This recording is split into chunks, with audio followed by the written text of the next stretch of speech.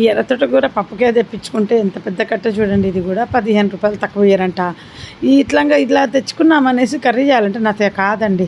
అందుకే 2 సార్లు పనికొచ్చేలాగా బాగున్న మంచి మంచి ఆకులు మాత్రమే కట్ చేసుకున్నాను. ఆకులు ఒలచడానికి ఎంత టైం పడుతుంది చెప్పండి. అసలు ఆకులు అంటే నాకు బిడ్డ కోపం. పప్పుకే తెచ్చుకుంటా, కర్రీకి అయితే అంత టపటపా కట్ చేస్తాము. ఇప్పుడు పడేయలేను, పెట్టుకోలేను. ఇప్పుడు ఇంత ఆకు ఉందని నేను కర్రీ అంటే కాదు, నేను ఎర్రతోటకూర పప్పు చేద్దాంలే అని ఇంకా ఎర్రతోటకూర ఇంత పెద్ద పెద్ద ఆకులు ఉంటాయి. మా చిన్నప్పుడు కూడా మేము ఇలా మా అమ్మకు నేను ఆకులు కట్ చేసి ఇస్తుంటే మా పని మనిషి అనేది, ఎందుకు ఉట్టి ఆకులు కట్ చేస్తాం, మా అమ్మ ఆకులు కట్ చేయమంటే ఆకులు కట్ చేస్తుందని, కాడలన్నీ వేసుకోరు ఎందుకు మీరు ఇవన్నీ పడేస్తాం కదా, దాంట్లో ఏముంటుంది బలం అనేది.